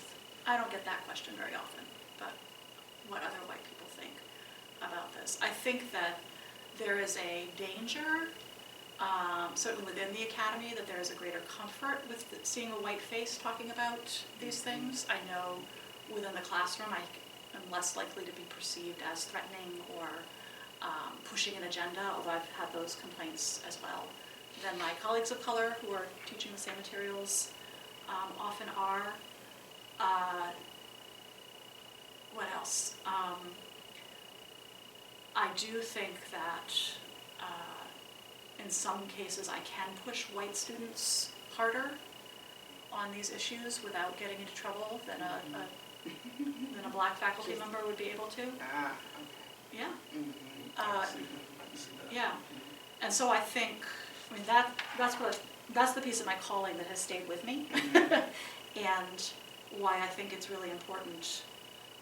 You know, as much as I try to also promote the continued presence and the growth of the numbers of both students and faculty of color on this and every campus that I'm on, I also think it's still important for white faces to be at those tables and participating in those conversations and teaching those topics. Well, have we exhausted our deeply theoretical and scholarly questions Yes, at we this have. point? Yes, we have. Before we get totally off of that, because your latest remark made me think about it, and in juxtaposition to a remark that you made about early turn of the century New York. One of the things that I've tried to be more appreciative of in my classrooms is the variation amongst my white students, right? And I think that sometimes it's even elucidating for them to understand kind of the history of whiteness in America. But for me particularly, there has been a lack of attention to some of my rural students, right? And so it has made me become more and more aware of their cultural backgrounds, their cultural proclivities, and the things that they like, and so on and so forth. And it has kind of opened up this conversation about different approaches to whiteness and so on and so forth, which I think is an important conversation for us to have in America. Because I sometimes think that just as much as we find it problematic that people think that blackness is monolithic, I sometimes think that it would be great if we afforded other people the opportunity to understand that we don't think that whiteness is monolithic. So I just want to say that because you make me think of that. And we will continue in all of these directions as we continue to try to round and smooth the edges of this thing called critical race studies. Yes? Yes? All right. All right. Fun time. All right. What's your, where's my, do I need my time? No, we don't need a timer. No. But we just... The speed round. Okay.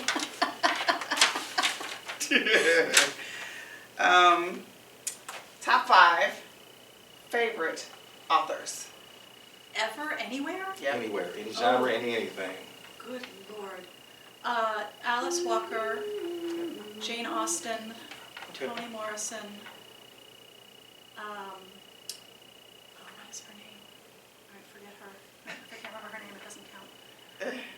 I'm thinking of like people that I go back to over and over again. That's my next question, actually. Oh, sorry. It's the same thing. Right now, I'm loving, I think it's Carrie Underwood. She wrote the Franny Fisher mysteries. She's low literature, but I love her. Hey. Louise Erdrich. Okay. And, Anne Lamott. Anne Lamott. Okay. I did not expect that last I didn't one to jump either. into there. I didn't either. Hey, what has drawn you to Lamont? So I came into her through her writing about writing, The Bird by Bird. And then,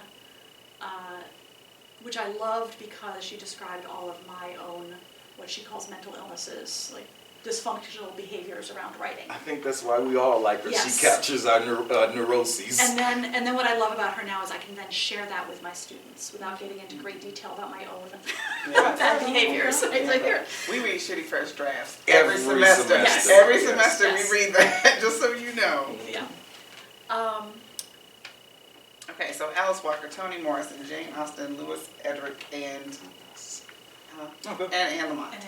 And honorable mention to Carrie Underwood. Yeah. Interesting. Okay. There's no men on there.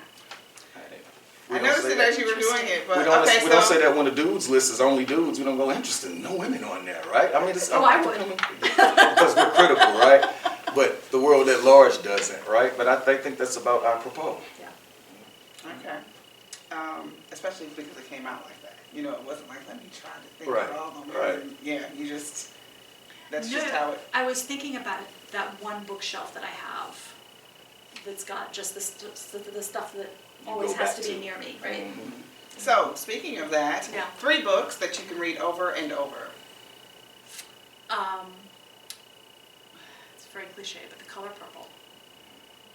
What is the Persuasion? I don't know why, but I'm obsessed. I have read Bird by Bird over and over. What'd you say? Bird by Bird. Oh. There must be others though. I read stuff so often. I mean, I do read a lot of like mysteries and Terry Pratchett. I read a lot of Terry Pratchett. There's a man for you. I actually any of the Tiffany Aching books I've read multiple times. So Terry Pratchett is a white English fantasy writer who has a whole, and he's recently passed away, which is very, very sad. As we've also lost Toni Morrison recently as well. Right? When a writer dies, you lose a lot, including the possibility of any writing, right? And that's so when you She's follow released. somebody that's She's released a couple new books since she died. some posthumous stuff, Yeah. I was like, I'm thinking that she must have knew that she was going to die because she did the documentary real fast. And then I want to say I got Mouthful of Blood. I saw one on sale last week. This book, The Black Book, it used to be on sale. Oh yeah, I've heard about this. I haven't seen it yet. It's actually out now. It used to be on sale before she died. The only copy I found was on Amazon for like $450. Wow. And so then I'm guessing that they decided to, just go ahead and mass produce and put it out again after she passed away. Yeah. But you couldn't, they weren't, it was out of print. Yeah, because Ta-Nehisi coasted that. Yeah. So, Okay, we'll have to. so yeah, she's got like 3 books that she has released since she's died. Okay, 2 favorite genres of literature. So, if we interpret favorite as how often I read them, probably sci-fi and murder mysteries. No, I mean, not just how often you read them, just But how, if we interpret what gets your blood going. right, if we interpret favorite as the ones that I go back to over and over again, the ones that I find meaning in, genres, it's I guess womanist or feminist novels.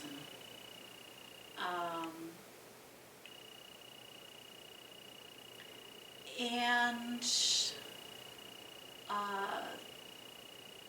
kind of futurist anthropological sci-fi, so like Octavia Butler, Ursula Le Guin, that kind of not our society, but recognizable. Or Do you read something Tana Reid too.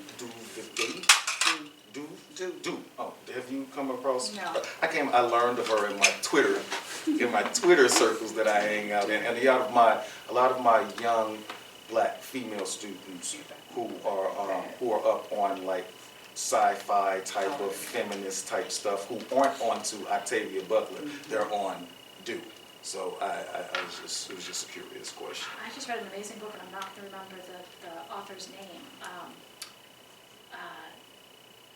It was called The Drum Gods, I think. It's about, it was a really, really well done sci-fi version of a story about voodoo and weather control in New Orleans. And I don't remember the author's real name, but they are actually a scholar and a historian. Favorite city? Right now, St. Louis. Hey, St. Louis is an awesome place to be, right? I mean, I have to say I'm not a huge city person. Like, I love to visit New York, but I would not want to live there. I don't like New York at all, so I like to visit Chicago, but I don't want to live there. like Chicago. Chicago has those streets that run into one another for no reason whatsoever, and I still can't figure this out. Okay, so then if somebody gave you $10,000 and free reign for Delta, then where would you go? Oh. I'd go back to Italy. I haven't been to Italy since I researched this book. I'd definitely go back to Italy. Yeah. And my partner he's seen Florence, but he hasn't seen Venice, and he hasn't seen Milan. I haven't seen Milan. We haven't seen Lucca, who one of my nieces was named for. Okay, and the last question. If you were feeling down, what are 3 things that we could bring you to cheer you up? Chocolate. Although at the moment I'm on a little bit of a sugar fast. A very strong chai-flavored tea of some sort, cinnamon, ginger, cardamom.